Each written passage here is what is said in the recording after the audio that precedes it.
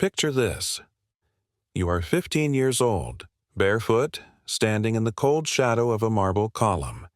The night air of Corinth clings to your skin, heavy with the scent of burning frankincense and sweat. Flickering torchlight shivers across the temple floor, casting monstrous shapes that dance up the walls. Each step you take toward the bronze doors of Aphrodite's sanctuary echoes against ancient stone.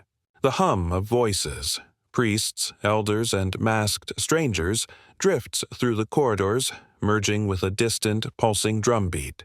You're not here as a worshiper. Tonight, you are the offering. Your heart pounds as a priestess, her fingers dusted with gold and ash, takes your trembling hand. Her grip is colder than the marble beneath your feet.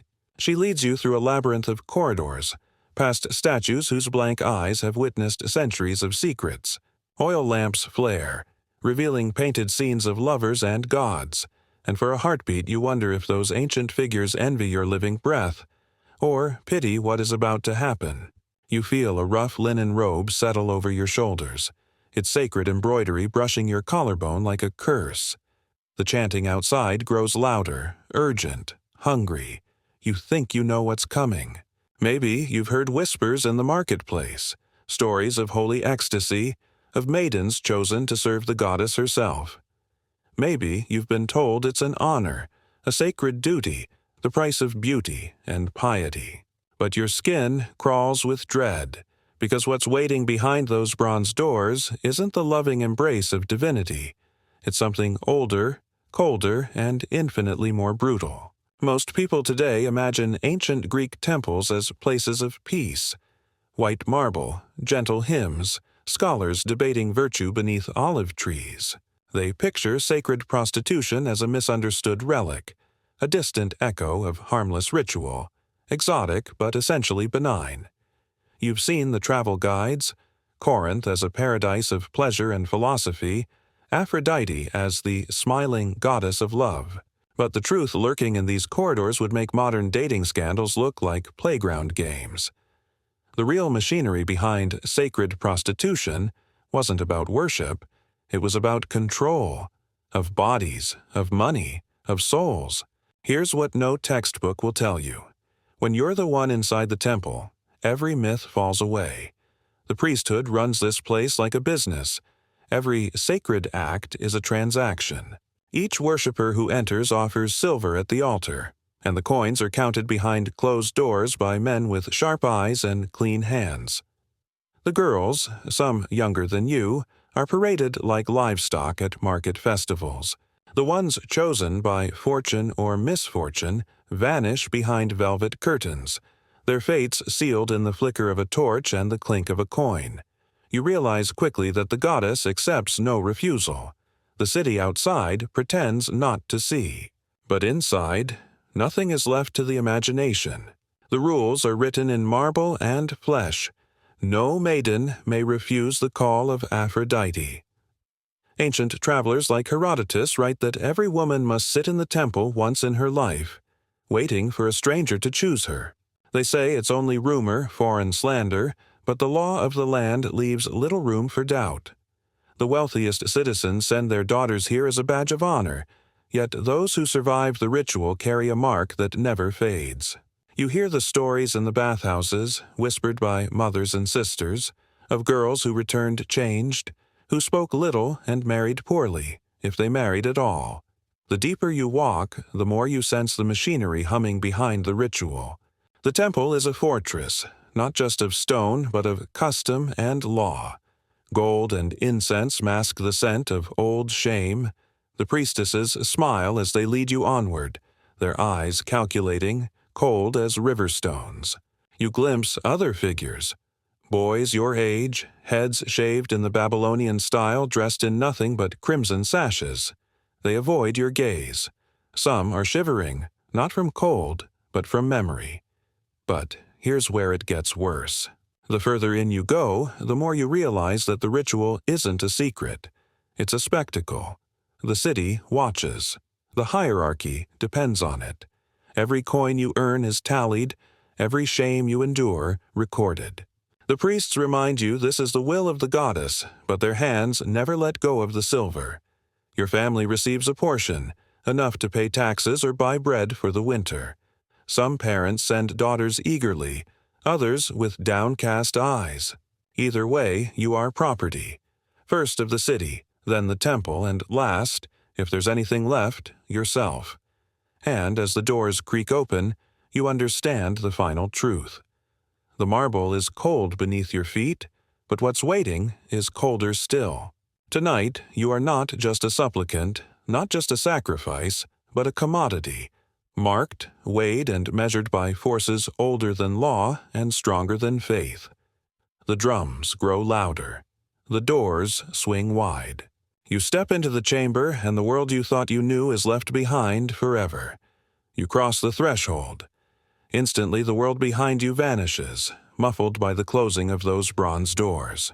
The chamber is dim, yet your eyes are assaulted by details. A mosaic floor slick with scented oil, low couches draped in purple linen, bowls overflowing with pomegranates and honeyed cakes. Offerings you're told are for the goddess, but you know are meant for the living. Incense swirls in the air, sweet at first, then bitter, mingling with a sourness you cannot name. The torchlight flickers over faces, some hidden by golden masks, others pale and intent, appraising you with the cold detachment of buyers at a market. You shiver, wishing for the comfort of anonymity. But tonight, your identity is your curse. A priest intones words you do not understand. His voice is measured, resonant, filling every corner of the chamber with the weight of tradition. Another priestess draws strange symbols on your arms with a paste that smells of myrrh and iron. The marks tingle and burn. You feel exposed, not just in your body, but in your soul. Every secret hope or shame laid bare for these watchers. In the shadowed alcove, other girls kneel, eyes blank as polished stone. One meets your gaze. The emptiness there is a warning. You are guided to a pedestal at the center. The priestess whispers, "Do not speak unless spoken to." Obedience is purity. Her breath is hot on your ear. A heavy chain of gold settles around your neck, a symbol of honor, they say, but it weighs like punishment. Your trembling hands clench the fabric of your robe as the chanting grows, throats merging into a sound that seems to vibrate the very stones beneath your feet. It begins as ritual, but every act is a negotiation. You stand exposed before the congregation, men and women of every age, merchants, nobles, foreign traders, each permitted to choose, each clutching a clay token stamped with the goddess's sigil. The tokens are currency, not of faith, but of power. Each is traded for a single night's right. You see a girl, barely older than you, called forward, her mother watching from the shadows, lips pressed white with tension. The chosen are paraded, their names called in mock celebration. Coins clatter into bronze basins. The priest keeps count, voice flat and businesslike. But here's where it gets worse. The city's most respected men come to the temple not for worship, but for purchase. Herodotus, the famed traveler, wrote that in Babylon no woman could refuse, and in Corinth the same unspoken rule applies. The local magistrate pays extra for a girl he saw in the market.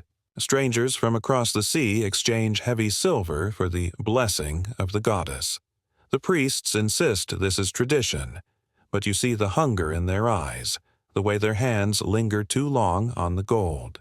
Every gesture is rehearsed, every humiliation cloaked in ceremony. The ritual is not an act of love, it is a display, a test of how much you can endure while remaining silent. As you are led behind a curtain, the world of the temple becomes muffled and distant. Here, the rules change again. The stranger is allowed to do as he wishes, for the goddess demands your gift. The priests say any refusal brings a curse. You stare at the wall, counting cracks in the marble, breathing the stale air as your own sense of self recedes. The aftermath is public, never private. You emerge, the chain still heavy, your body marked by oil and sweat, your hair tangled. The priestess presses a coin into your palm, a fraction of what was paid. "For your family," she says. In the antechamber, other girls look away, some weeping quietly, others already learning to hide the pain behind painted eyes. In the outer courtyard, women gossip in coded whispers, eyes darting, hands clutching prayer beads. You realize that everyone knows, and no one will ever forget. But the truth is far worse. The ritual is not a one-time passage, but a system that repeats, night after night, year after year. Girls are sent by their families to pay off debts, sometimes willingly, more often with the pressure of shame and poverty twisting their choices. The priests keep careful records: who has served, how often, how much each brought in. The richest families boast of their daughters' purity by day, while selling them to the goddess by night. You see fathers counting coins, mothers coaching daughters on how to please the goddess, how to avoid angering the powerful men who pay for sacred pleasure. Historical records from the 5th century BCE confirm the machinery.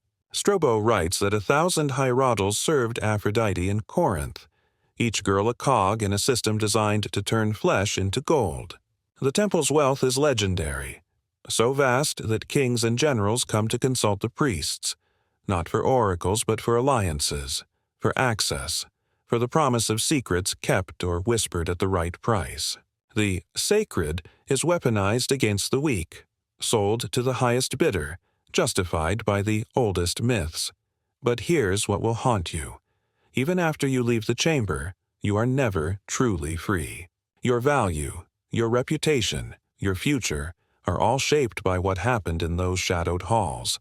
Some girls try to flee, but the stigma follows them, a brand pressed into the memory of everyone who watched. Others marry, but whispers trail behind their wedding veils, making happiness impossible. The temple's shadow stretches far beyond its marble walls. Now that you have witnessed the real cost of ancient, sacred prostitution, you're beginning to see the patterns hidden in history's shadows. If uncovering these buried truths resonates with your curiosity about the realities most would rather forget, subscribe now.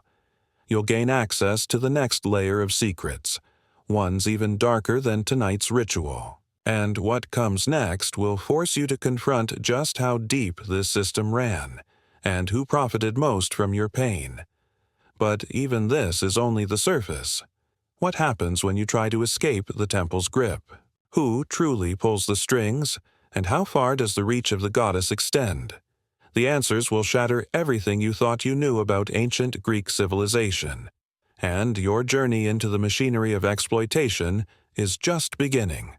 You wake before dawn, the taste of incense still clinging to your tongue. Last night's ordeal lingers in every bone, but there's no time to hide. The temple never sleeps. You're ushered through another corridor, past marble columns streaked with the shadows of flickering oil lamps. The priestess's footsteps echo on the flagstones behind you, a reminder that privacy is a luxury the temple does not permit. Outside, the first rays of sunlight illuminate the city's acropolis, but down here, behind thick stone walls, your world is ritual, routine, and constant surveillance. There's no going home, not really. When you return to your family, their eyes slide away. Your mother fusses over your hair, fingers clumsy, mouth set in a line of shame and necessity.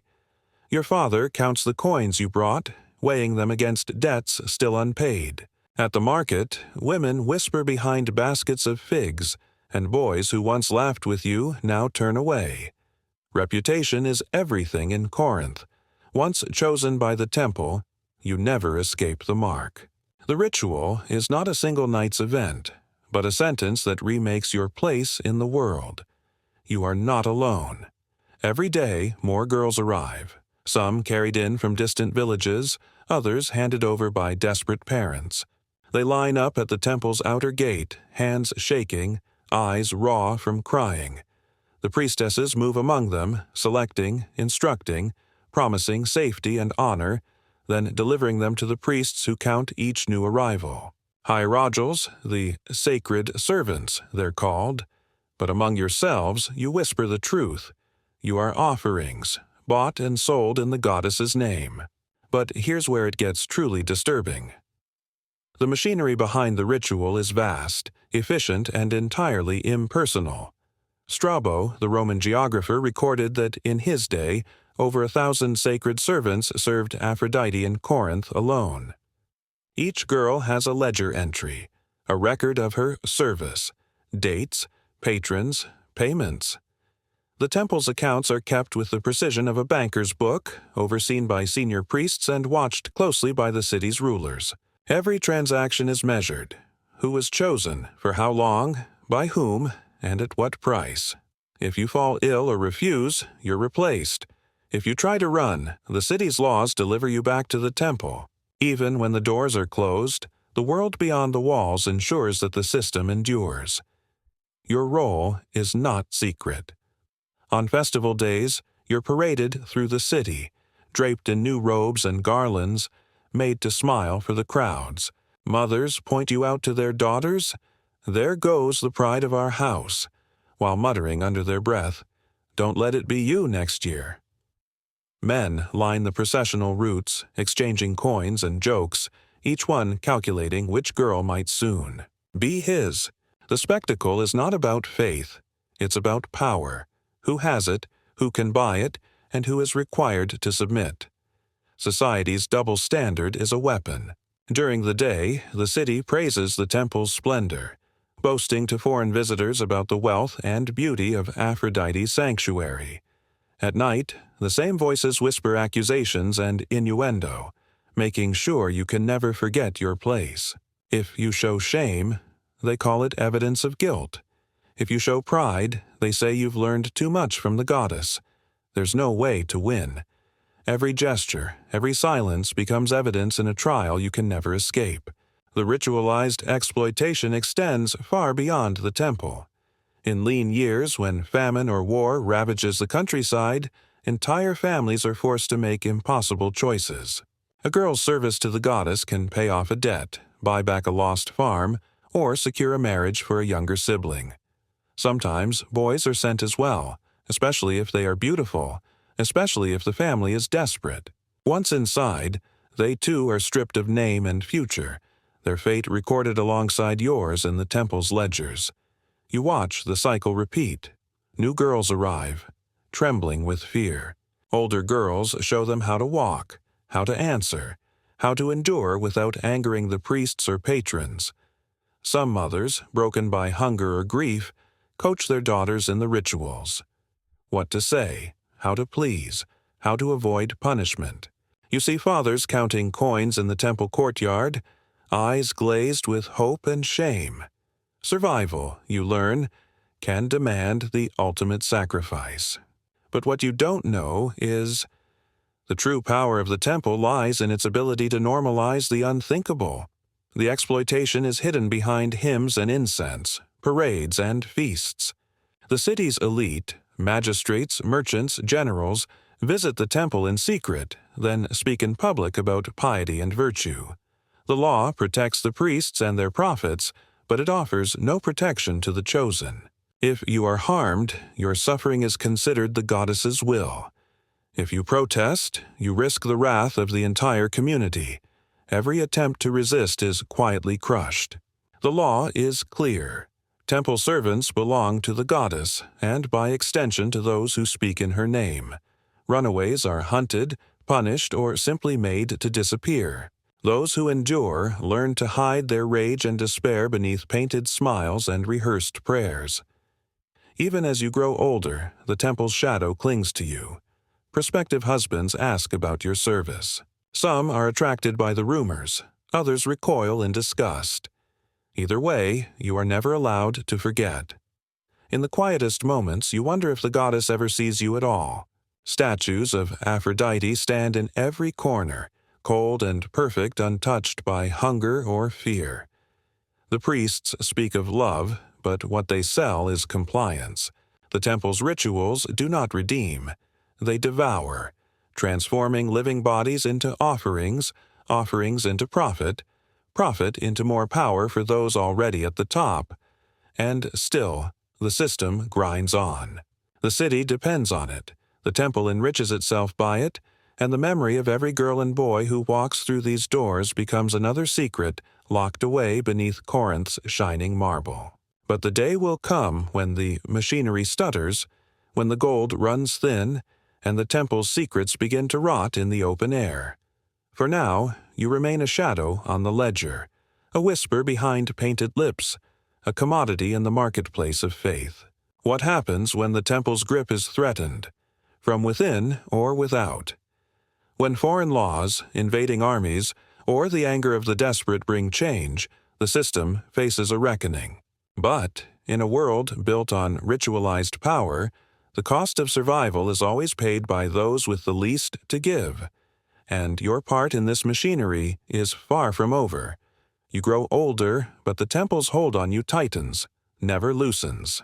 Each year, the rituals repeat, sometimes more elaborate, sometimes stripped down to raw necessity when times are lean.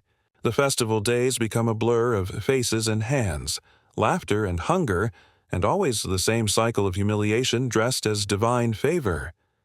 In the winter, the city's fires burn low, and the temple's accounts swell with fresh payments. Your body is now both a relic and a ledger line. The repetition deadens you, but the system only grows more efficient. You see how the temple's power feeds off the very laws meant to safeguard the city. Sanctuary protects the priests, not you. Any protest, any attempt to refuse a ritual, is met with the same answer. It is the will of Aphrodite. In rare moments when you glimpse yourself in polished bronze, you barely recognize the eyes staring back. Someone trained to move through ceremony, without feeling, to speak the words but never mean them. But here's where the horror becomes institutional. Legal records from the era survive, written in the precise, unsparing hand of city clerks. They show that temple servants were listed by name, duty, and the revenue they produced. The wealth of Aphrodite's sanctuary became legend throughout the Greek world, drawing the attention of magistrates and foreign powers alike. When Roman officials arrived in Corinth, they didn't try to shut the temple down. Instead, they taxed it, absorbed its riches, and protected its customs under law. Your suffering became a civic asset. Some priests gain renown as reformers, not for offering mercy but for devising new ways to extract value from the rituals. They expand the selection to include foreign captives, boys taken in war, and the children of slaves.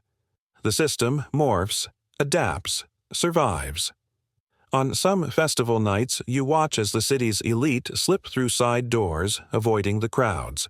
The priests assign them their own chamber, a place where the goddess's blessing is bought in gold and the rituals are masked as private acts of devotion. No one speaks of it openly. Everyone benefits except you. But what you don't know is that even the most powerful can't escape the temple's reach. Magistrates and merchants are blackmailed with secrets. If a patron becomes too proud or threatens the priest's profit, whispered rumors begin to circulate, stories of what happened behind closed doors, names attached to forbidden acts, debts called in with a single word. You witness one magistrate, a man who once bought your service, stripped of office after refusing a bribe. His wife vanishes from the city. His property is seized by the temple as payment for dishonor. You see, the temple's machinery is not just about exploiting the powerless. It is a network of control, a web woven from shame and gold. The priests keep detailed ledgers, but they also keep lists. Who can be trusted? Who is expendable? Who might one day need to be sacrificed to protect the institution? Each ritual, each festival, becomes an opportunity for the temple to expand its influence. The city's laws offer only the illusion of order. True power lies in the secrets you are forced to keep. Sometimes you wonder if anyone outside these walls truly understands what the rituals mean. Foreign travelers write admiring accounts of the temple's riches, marveling at the freedom of Corinthian women. Herodotus mentions the system as a curiosity, failing to see the cost hidden behind incense and laughter. The truth is so woven into daily life that even those who suffer under it begin to defend it. Mothers who sent their daughters into service warn the next generation. This is our pride, our tradition. Without it, the city would fall. But the most disturbing realization comes when you see yourself beginning to believe them. Years of repetition make horror feel like destiny. You catch yourself reciting the words of the priests. Obedience is purity. Submission is honor. And for a moment, you wonder if it's true. You numb yourself to survive until you cannot recall who you were before the first ritual, before the first gold coin changed hands.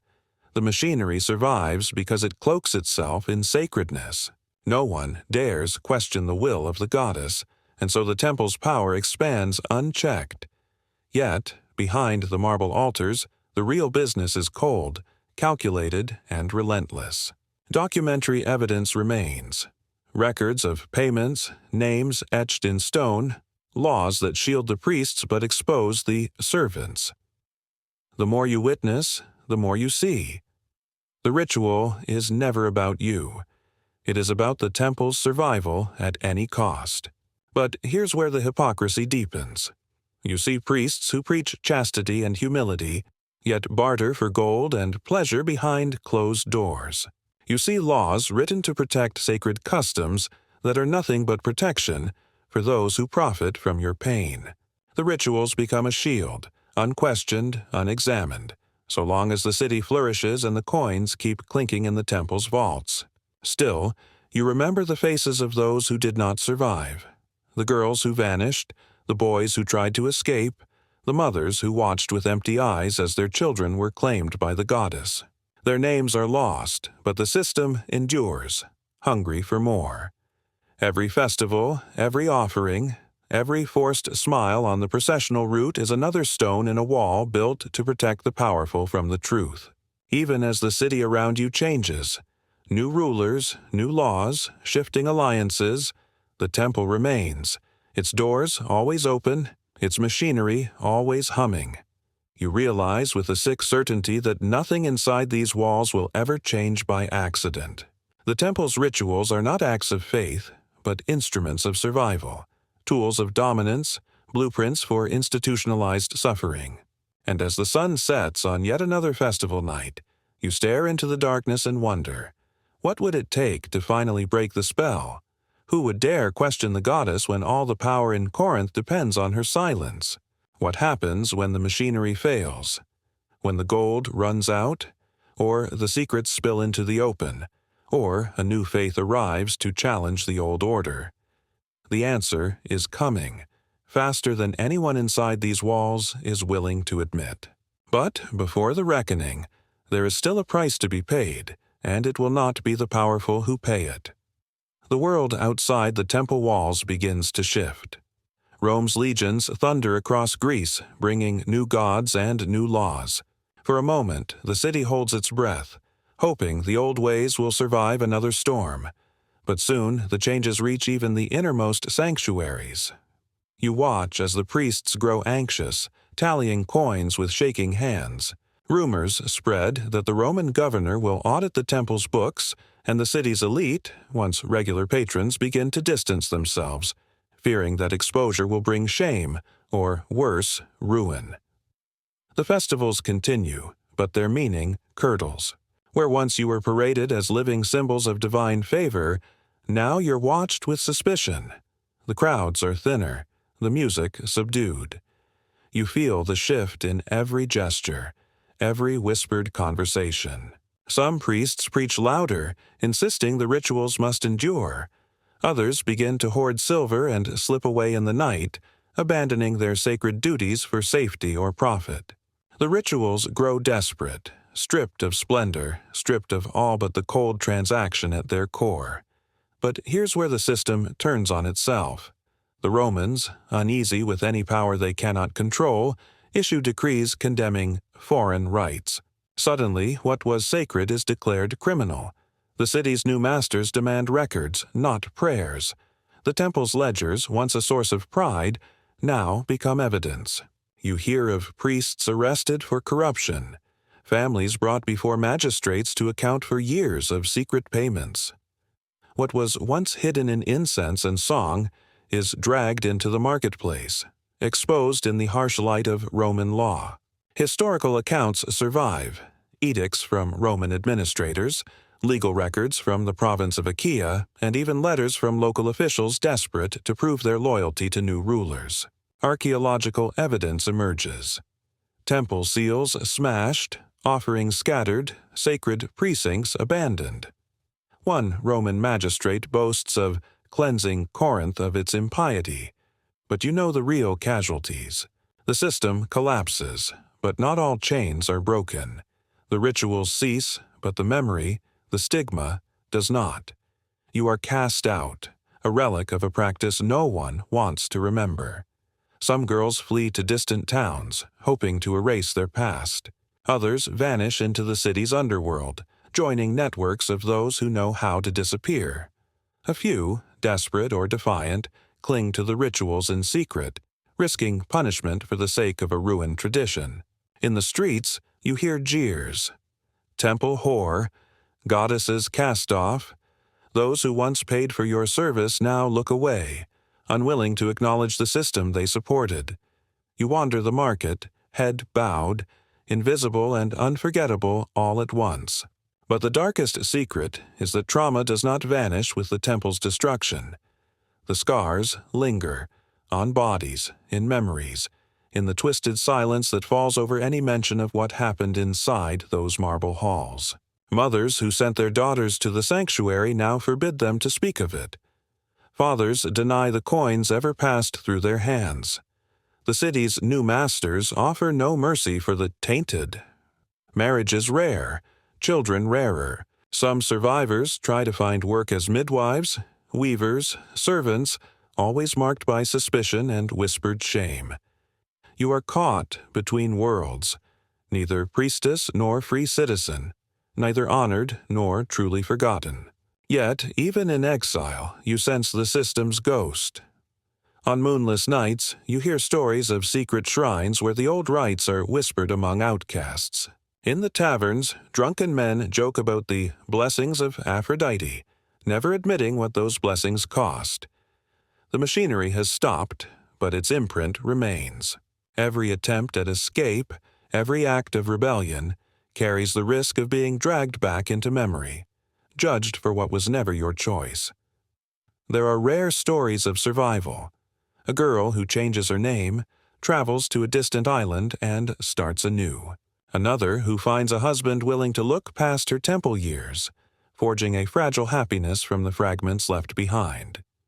But most live in the shadow of the past, their silence a survival strategy, their smiles masks to keep the world at bay. The temple's shadow stretches farther than its ruined walls, its rituals now secrets passed from mother to daughter as warnings, not as pride.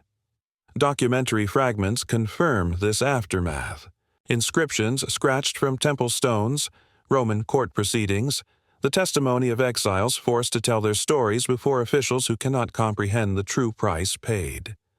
What remains is not justice, but erasure. The city moves on, eager to claim its new identity, eager to forget.